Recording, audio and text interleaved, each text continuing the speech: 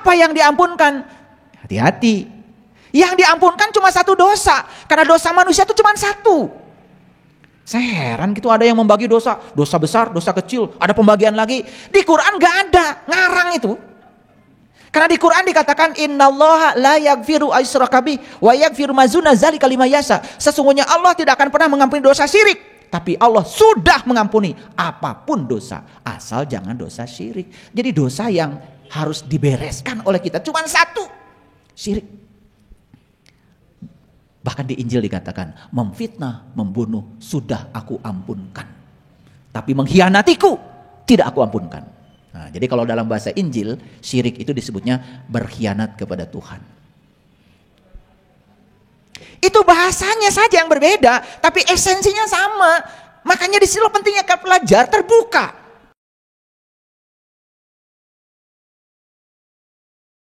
Banyak orangnya, wah kamu banyak dosa ya, tobat. Apa tobat itu? Ya Allah, gitu. Itu bukan tobat, itu nangis namanya. Tobat itu lihat HP saya. Lihat HP saya, di situ kan? Nah saya pindahkan ke sini, itu pindah tempat, kembali ke sini, namanya taubat. Taubat itu bahasa Arab, artinya kembali. Kembali mengenal Allah, itu namanya taubat. Maka di Quran dikatakan, siapa yang kembali kepada Allah, maka pasti akan dapat ampunan Allah secara otomatis. Taubat dampaknya adalah ampunan. Apa yang diampunkan? Hati-hati. Yang diampunkan cuma satu dosa. Karena dosa manusia itu cuma satu. Saya heran gitu ada yang membagi dosa. Dosa besar, dosa kecil. Ada pembagian lagi. Di Quran gak ada. Ngarang itu. Karena di Quran dikatakan innallaha la yaghfiru aysyraka bih wa yaghfiru ma duna dzalika liman yasha. Sesungguhnya Allah tidak akan pernah mengampuni dosa syirik. Tapi Allah sudah mengampuni apapun dosa, asal jangan dosa syirik. Jadi dosa yang harus dibereskan oleh kita cuma satu, syirik. Bahkan di Injil dikatakan memfitnah, membunuh sudah aku ampunkan, tapi mengkhianatiku tidak aku ampunkan. Nah, jadi kalau dalam bahasa Injil, syirik itu disebutnya berkhianat kepada Tuhan. Itu bahasanya saja yang berbeda, tapi esensinya sama. Makanya di sini pentingnya kita belajar terbuka. Jadi semua dosa yang selain syirik sudah selesai. Itulah Allah sedang menunjukkan dirinya sebagai Tuhan Maha Pengampun. Lah kamu tiap hari ngurusi dosa-dosa yang sudah diampunkan.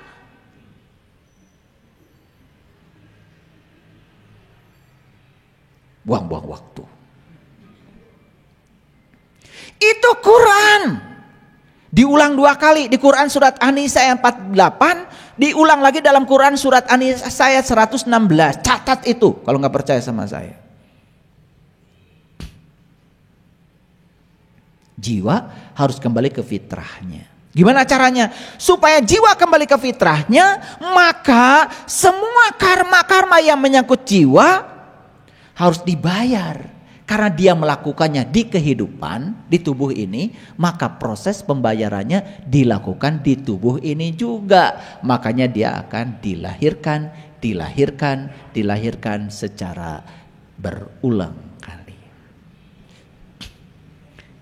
Ini dasarnya. Untuk menjawab pertanyaan tadi. Kan ini, apa maksud judul ini? Saya untuk menjawab judul yang tadi saja harus kerja keras menjelaskannya supaya ngerti.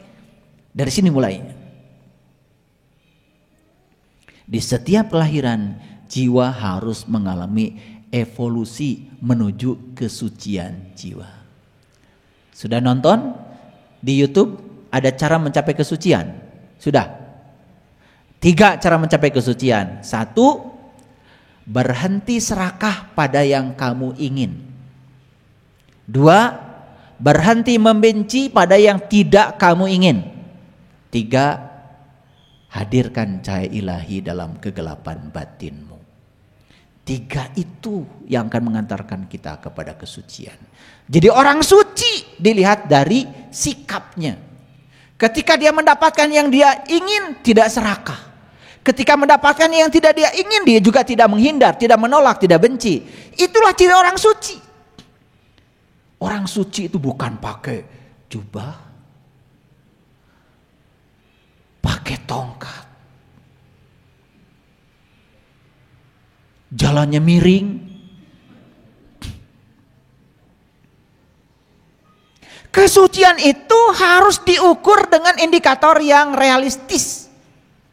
Lihat saya semuanya. Begitu Anda melihat orang hebat, dapat yang diinginkan, malah dia bagikan semua yang dia inginkan itu pada orang banyak. Wah, luar biasa. Itu orang suci. Kalau orang kotor, begitu mendapatkan yang dia inginkan, langsung hasil saya, milik saya, enak aja. Mau zakat 2,5% aja nggak mau. Itu orang kotor. Walaupun pakai jubah putih, kalau masih punya ikatan pada hartanya, kotor.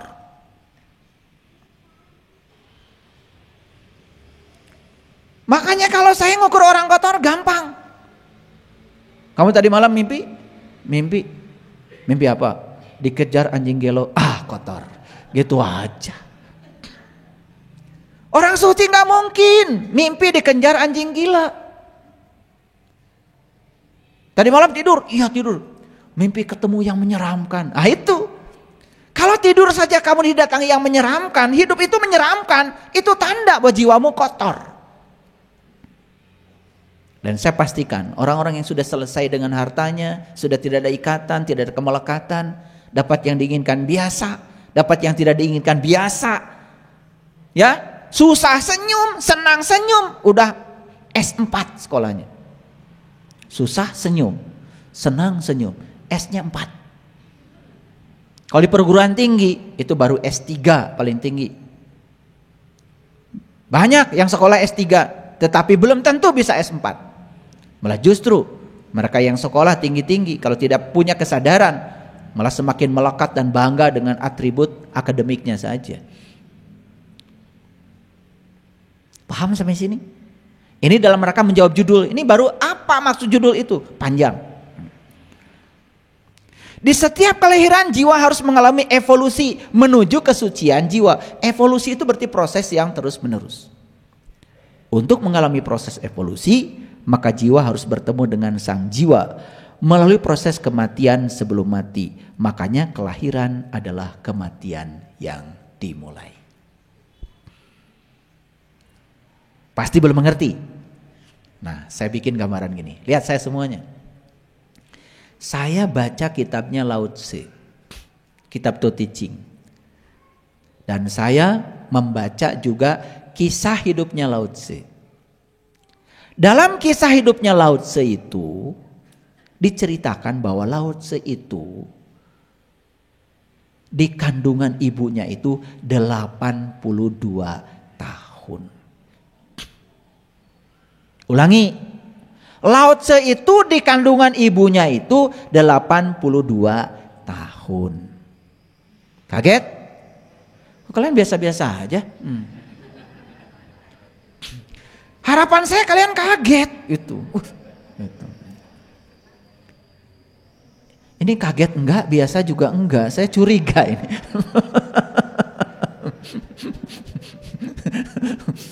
Saya ketika baca Lao Tse di kandungan ibunya 82 tahun kaget. Malah saya bilang ini Lao Tse gak nyusahin ibunya gitu. Saya marah sama Lao Tse. Kenapa? Kenapa dia gak mau keluar-keluar? Kan kasihan ibunya kalau 82 tahun. Kalian yang 9 bulan 10 hari aja repotnya kayak apa?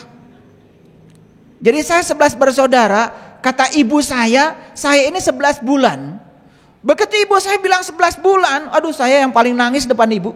Maka saya bilang, ibu kalau ibu sakit cukup saya yang dikasih tahu. Dan kalau ibu gak punya uang, cukup saya yang diberitahu. Karena saya mengembalikan cinta kasih saya. Saya 11 bulan kata ibu saya, apa saya gak ngerepotin ibu saya? Orang 9 bulan 10 hari udah pada keluar, saya masih nyungsap aja. 11 bulan kata ibu saya, mana anak ketujuh lagi? Ya Allah, saya saat itu, makanya itu janji saya pada ibu saya. Makanya ayah ibu saya meninggal di pangkuan saya. dua-duanya. Kelamaan saya di situ. Lao Tse 82 tahun. Percaya nggak kalian? Percaya apa tidak? Nah, atau bingung bilang. Jangan karena saya ngomong langsung percaya. Jangan percaya omongan saya. Kalau nggak masuk akal, tolak. Nah, bingung saya seneng. Bingung itu tanda-tanda ada kehidupan. Bingung itu ada potensi untuk jadi ngerti. Kan kalau bingung harusnya nanya. Betul nggak? Nah, ternyata yang dimaksud adalah karena tadi kelahiran adalah kematian yang dimulai. Jadi waktu di rahim ibu Lao Tse itu kan bertemu Tuhan. Waktu di alam mas kumambang tadi, dia itu menyaksikan Tuhan. Ternyata saat dia lahir ke alam dunia, dia tidak mau melupakan yang dia tahu saat di rahim ibu. Sebetulnya 82 tahun itu usianya Lao Tse. Jadi selama 82 tahun dia itu selalu mengalami kematian. Tetapi mati selagi hidup. Makanya kelahiran adalah kematian yang dimulai.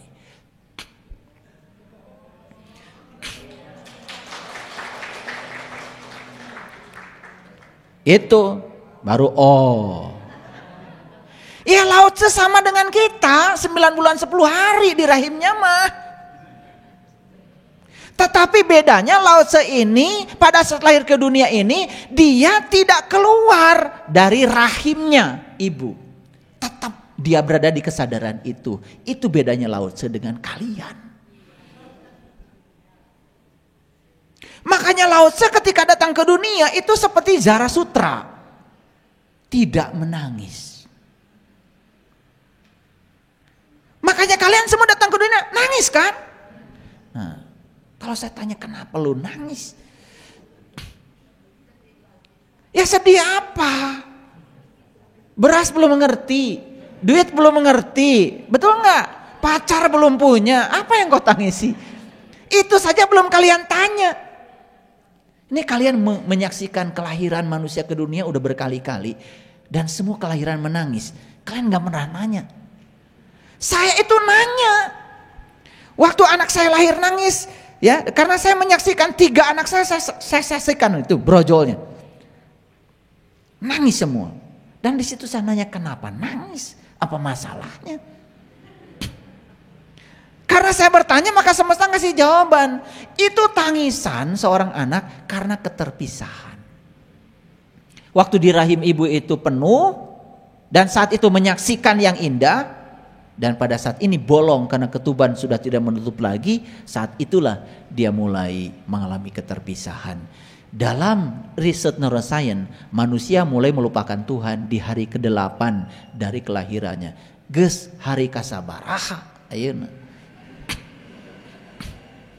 Dan kalau itu tidak dibayar di kehidupan ini, kamu mati dalam keadaan punya utang. Makanya harus dibayar. Diutusnya para nabi, para rasul untuk mengajarkan bagaimana cara bayar utang. Makanya Allah bilang di Quran, Inna fatahna laka fatham mubina liyaghfir lakallah ma taqaddama min dambika wa ma ta'akhkhar. Barang siapa yang mengalami keterbukaan mata kolbunya di dunia sekarang ini, maka Allah bilang, aku bebaskan dia dari dosa yang lalu dan dosa yang akan datang. Dosa mana? Dosa nggak tahu Tuhan. Karena dosa kan cuma satu tadi. Makanya jangan sembarangan kalau ngaji. Saya heran ya, banyak orang bilang pedoman hidupnya Quran, tapi nggak ada Qurannya. Semua persepsi pribadi saja terhadap agama. Ketika ditanya dasarnya yang mana nggak jelas juga. Ya, bahasa Inggrisnya urup up, arep up.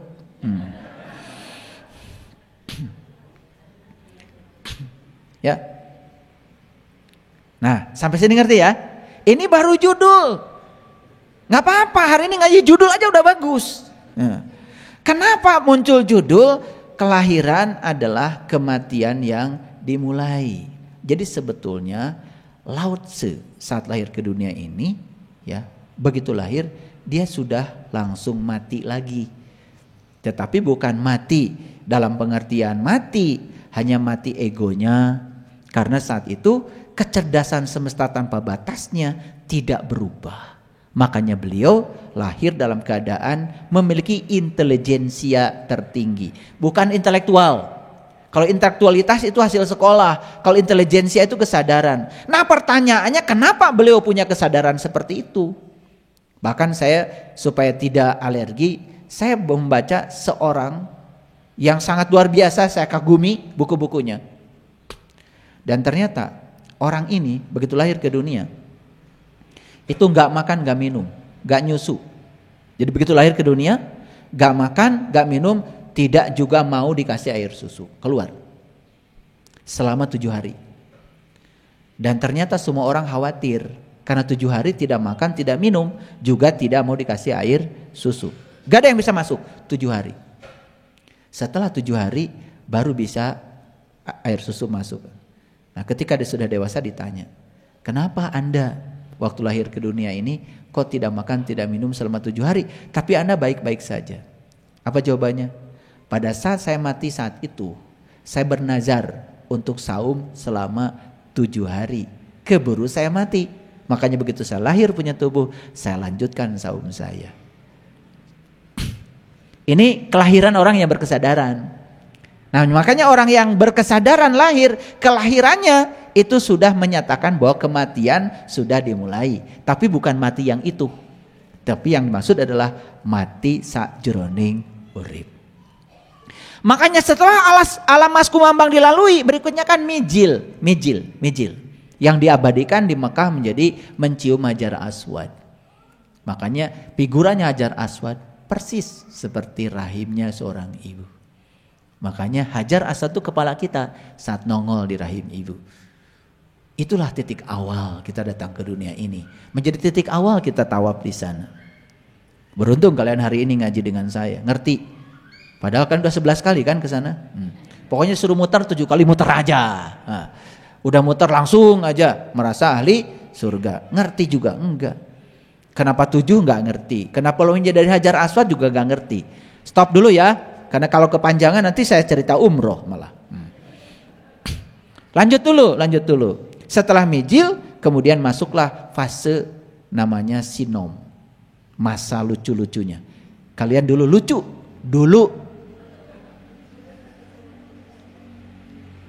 Kalian sekarang gak ada lucu-lucunya. Pika sebelun.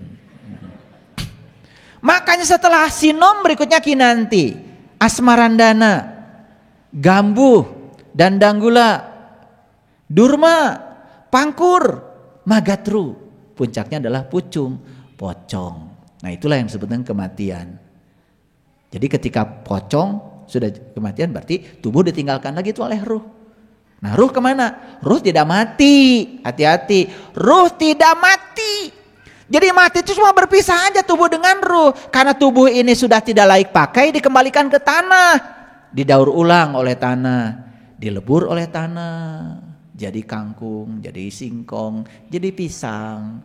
Dimakan lagi oleh seseorang. Kawin, bertemu lagi. Jadi tubuh baru lagi. Ditiupkan lagi. Terus saja begitu. Masuk akal? Makanya jangan khawatir mau mati di pesawat, mau mati kerendam di laut, nggak usah khawatir, nggak usah dicari. Loba gawe. Kan sama-sama ke bumi.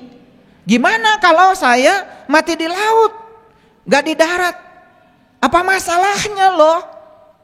Masalah bagi lo? Kan gitu harusnya tanya. Mati di laut ya nggak apa-apa, ntar juga kamu dimakan ikan tongkol. Ikan tongkol ditangkap nelayan, dibawa ke pasar, kan dimakan-makan juga. Habis makan tongkol, kawin. Kan bertemu lagi tuh 2 sel, betul nggak? Jadilah anak. Jadi tubuh ditiupkan lagi, kan hasil tongkol. Masalahnya apa? Kita suka ribet ya. Wah mati di laut dicari. Aduh. Kan bumi ini ada daratan, ada lautan, ya gak usah ada jadi masalah. Kan sama-sama ke bumi. Kan dari laut juga udah diambil, kan dikubur-kubur juga. Masalahnya apa? Yang kalau dari laut udah mati kemudian dikubur jadi masuk surga gitu? Ya enggak. Biasa aja akan dilebur oleh bumi karena bumi punya cara untuk meleburnya. Jadi saya kasih tahu, di tubuh kalian itu sekarang ada nggak air yang pernah menghuni dinosaurus? Mungkin. Di tubuhnya kalian sekarang ini ada nggak? Ya, tubuhnya para leluhurmu yang sudah dilebur. Ada? Ada. Makanya kita suka rindu kampung halaman. Kenapa rindu kampung halaman? Karena tubuh kita itu berasal dari semua unsur-unsur yang ada di situ. Makan daun singkong dari situ. Apa daun singkong? Itu leluhurmu yang sudah ada daun singkong. Suga ngerti dikirkeun mah. Singkong itu ditanam di situ. Di situ dulu ditanam leluhur kamu. Cuman sudah nggak ada lagi batu nisannya. Udah dilebur oleh semesta. Sekarang sudah jadi mineral. Kan diserap singkong. Daunnya kamu makan. Setelah dimakan kemudian apa? Kawin. Lancar kalau cerita kawin. Kan jadi lagi. Betul? Nah, apa yang terjadi? Yang terjadi, oh berarti tubuh saya berasal dari tanah di mana saya dilahirkan. Kan itu yang kita makan. Betul nggak? Wajar nggak kalau rindu kampung halaman? Wajar. Tetapi itu baru kampung halaman jasmani kita. Karena diri kita bukan tubuh. Diri kita itu yang ada dalam tubuh yang abadi. Masa yang tubuh aja rindu kampung halaman? Sampai di Minang itu ada lagu. Udah pulang kampung. Ya. Pulanglah udah.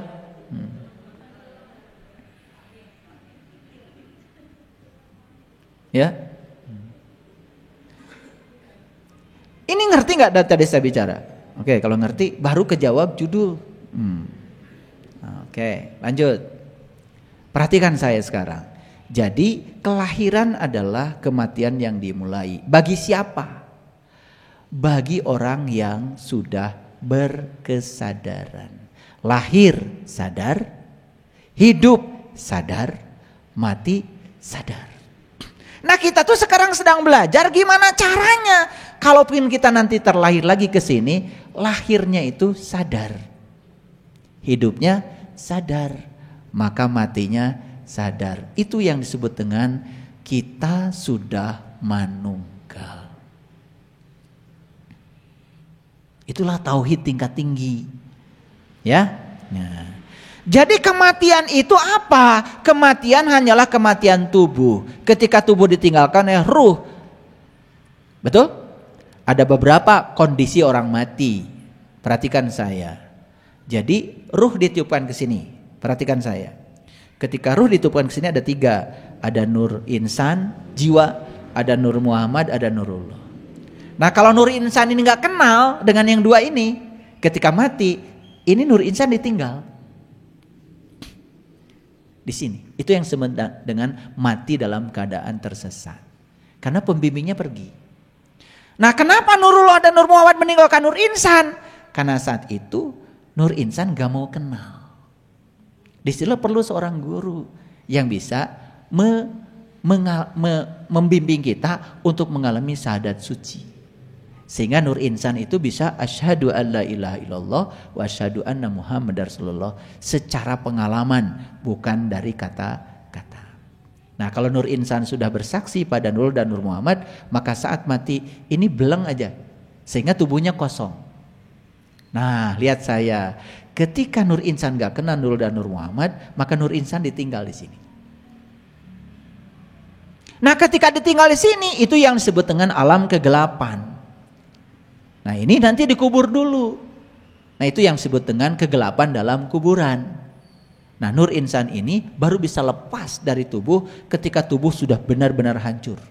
Menunggu masa yang lama. Nah nanti nur insan ini ketika sudah masuk ke ruang kehidupan ini, tetap akan ditangkap lagi oleh Nurul dan Nur Muhammad untuk masuk lagi ke tubuh baru. Dan di situ dibimbing lagi. Sampai akhirnya suatu saat nur insan ini akan kembali kepada fitrahnya untuk memanunggal dengan alam asalnya. Kembali ke asal. Itu namanya innalillahi wa inna ilaihi rojiun.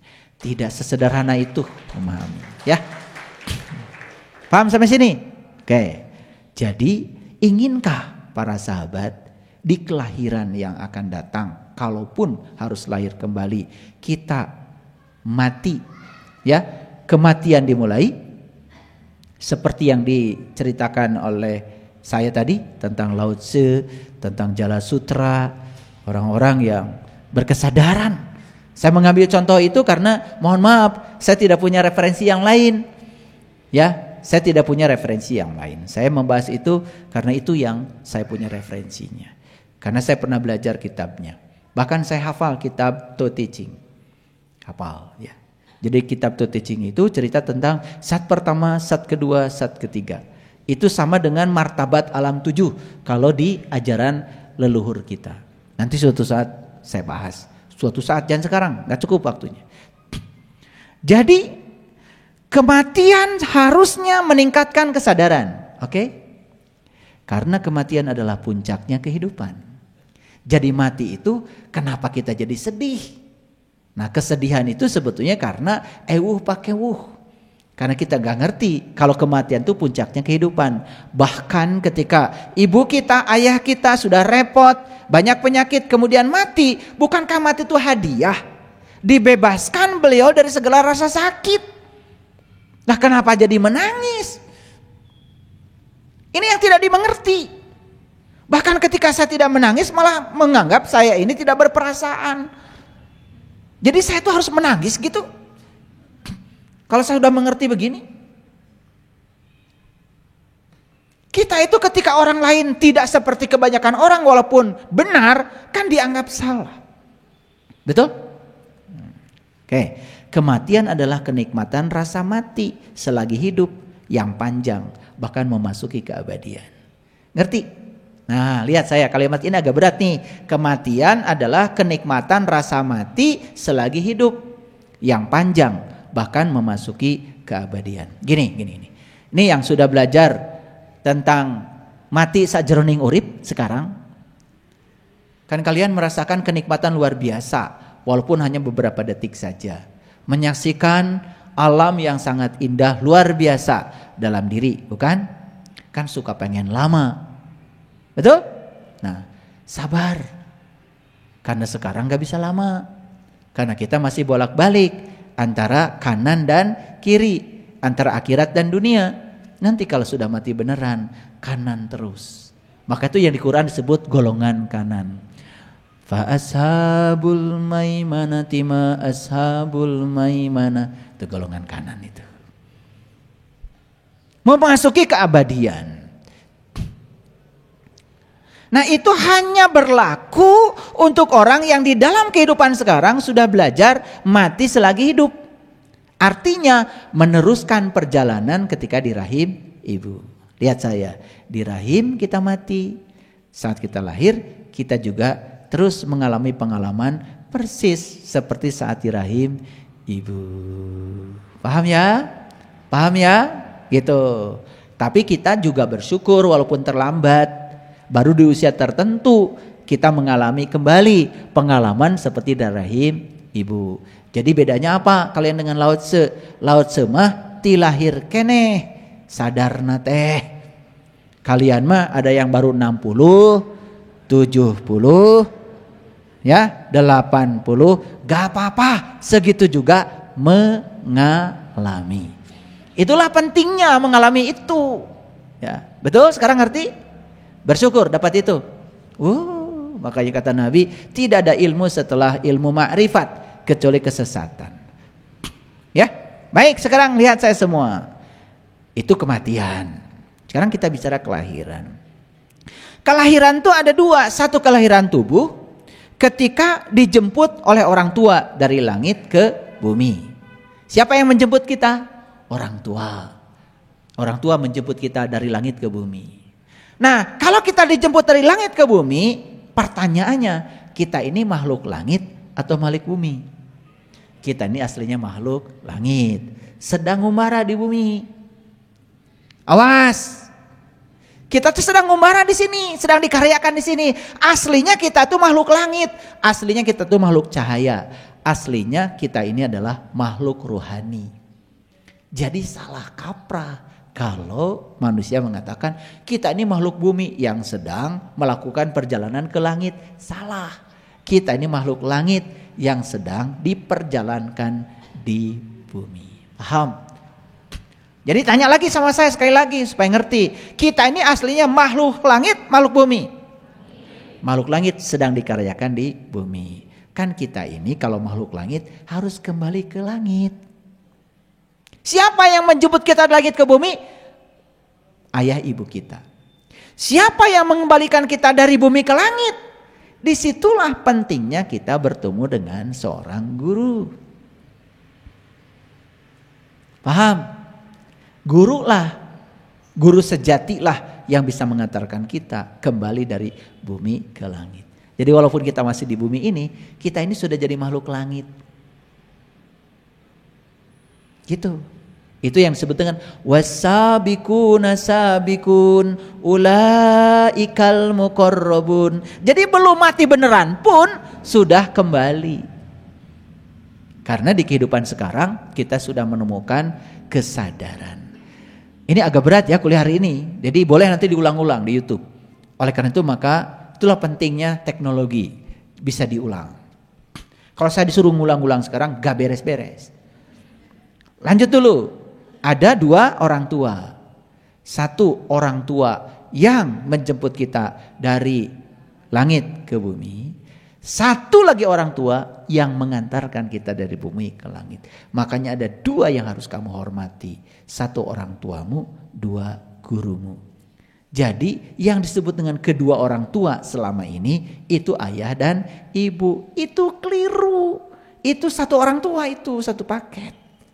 Dah moal ayah maneh mun sabelah mah. Paham? Jadi orang tua ada dua. Satu orang tua yang menjemput kita dari langit ke bumi, satu lagi orang tua yang mengantarkan dari bumi ke langit. Itulah kedua-duanya patut dihormati. Saya bukan minta dihormati, gak penting banget bagi saya. Saya sudah selesai dengan diri saya sendiri. Kalian mau menghina saya, mau muji saya, emang gue pikirin. Gak penting bagi saya. Ya. Nah oleh karena itu maka kita harus belajar menghormati kedua orang tua kita. Sama pentingnya. Nah sekarang kita tanya dulu. Kalau begitu siapa manusia itu? Jadi manusia itu aslinya makhluk cahaya. Aslinya makhluk spiritual. Yang sedang dikaryakan di bumi. Jadi manusia bukan makhluk bumi yang sedang mengejar cahaya. Tetapi makhluk cahaya yang sedang dikaryakan di bumi. Jadi peringatan dari saya untuk semua yang sudah saya ajarkan bagaimana meniti ke dalam diri, jangan pernah mengejar cahaya.